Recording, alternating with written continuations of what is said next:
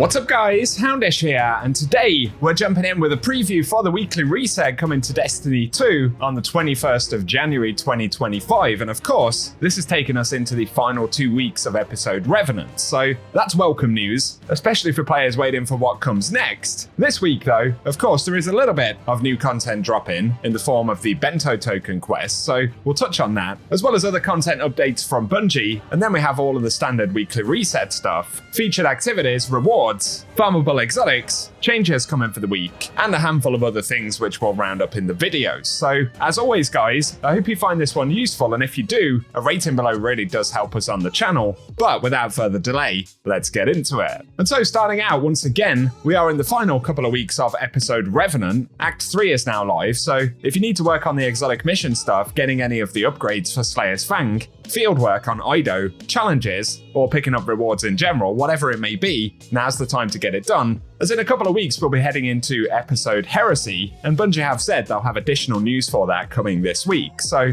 keep it locked and loaded right here on the channel, and I'll keep you up to date with Bungie's news when we get it. Aside from the standard Revenant content this week though, we'll get something called Pastis Prologue, which is a new set of quests that Bungie are dropping with some interesting rewards, adept weapons, the return of the Chatterwhite shader, materials, and more. So essentially, as far as we understand it, it'll start out with a quest from the Drifter, and Drifter will hand us a whole bunch of different quests. Most of them are going to be pretty easy and pretty fast to get done, but each of them will award us with something called Bento tokens. Bungie have said we'll get a total of 8 Bento tokens per account, so that will limit the amount of rewards that we can actually pick up. But this is the best table right here to view all of the rewards. We've got Artifice Armor as a potential pickup for 2 Bento tokens. There's also a bunch of currencies like Ascendant Alloys, Shards, Exotic Ciphers, and Spoils of Conquest. And then one that a lot of players are interested in are the Adept weapons. So we have Cataphract, Igneous Hammer, Horror's Least, and Riptide, as Bungie confirmed in the TWID last week. Even things like Cloud Strike, that can be picked up for 3 Bento tokens, and then on top of that, there are a bunch of event mementos. So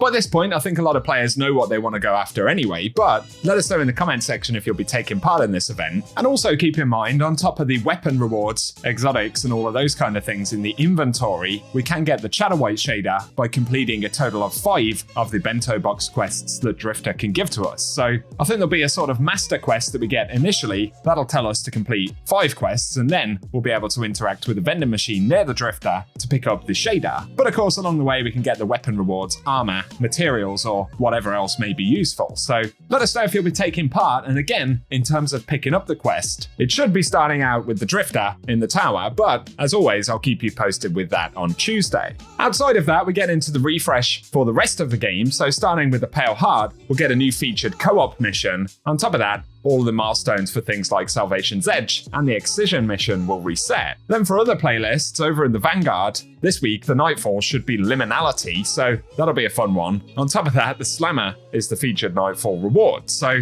if you need to pick that weapon up, or indeed the Adept variant, considering that Grandmaster's alive, this will be a good week to jump in. Keep in mind as well, Iron Banner is still going to be live this week, so we won't see the return of Trials until next weekend, so just keep that one in mind. But of course it's useful if you still need to work on anything associated with the Iron Banner. On to featured raid content for the week though. Firstly, Vault of Glass will be a featured raid this week. That includes the Vex Mythoclast exotic drop, so totally farmable in terms of all the rewards. And we can say the same for Crota's End, which will also be featured this week, and it's a good time to work on the Necrochasm quest if you've never completed it. In the Cosmodrome though, featured dungeon this week will be Grasp of Avarice, so again, totally farmable rewards from that. And additionally for the EDZ, Warlord's Ruin will be featured, where we can pick up the Buried Bloodlines. So a pretty good set of farmable endgame activities this week. Let us know if you need to run any of them. And the exotic mission in the Legends tab this week should be Starcrossed, where of course we can pick up the Wish Keeper from back in Season of the Wish, so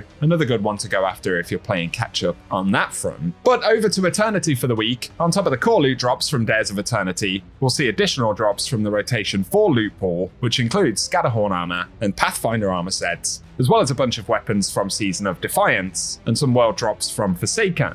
Finally though, we have featured Lost Sectors coming up for this week, and we'll start out in the EDZ for Tuesday with the Quarry, then we'll move over to Excavation Site in the EDZ for January 22nd, before heading to the Pale Heart with the Broken Deep on January 23rd, Blooming Deep for the 24th, and the Forgotten Deep for January 25th. Then we'll be in Savathun's Throne World for January 26th with Extraction, and Sepulture will be featured on Throne World for January 27. And of course, the Lost Sectors can drop world weapons, as well as exotic engrams on solo completions, and stashing up a few exotic engrams may of course be pretty useful as we head into episode Heresy for picking up new exotic armor and things like that. Our final shout though for the Dreaming City would be the Ascendant Challenge this week, which should be the Keep-of-Owned Edges, which can be found via Harbinger's Seclude, which we get access to from Rear Sylvia, so pretty easy to find the location for that one this week, but if you do want to see the exact area, I'll run some gameplay at the end of the video. And for today, guys, that is what we have to round up for the weekly reset. So, as always, I hope you found this video useful. If you have, a rating down below really does help us on the channel. Also, be sure to get subscribed and I'll keep you posted with more content. The next couple of weeks should see a bunch of new info for Heresy, so I'll keep you posted on all of that. Otherwise, though, I appreciate you tuning in as always, and I hope you guys have an awesome day.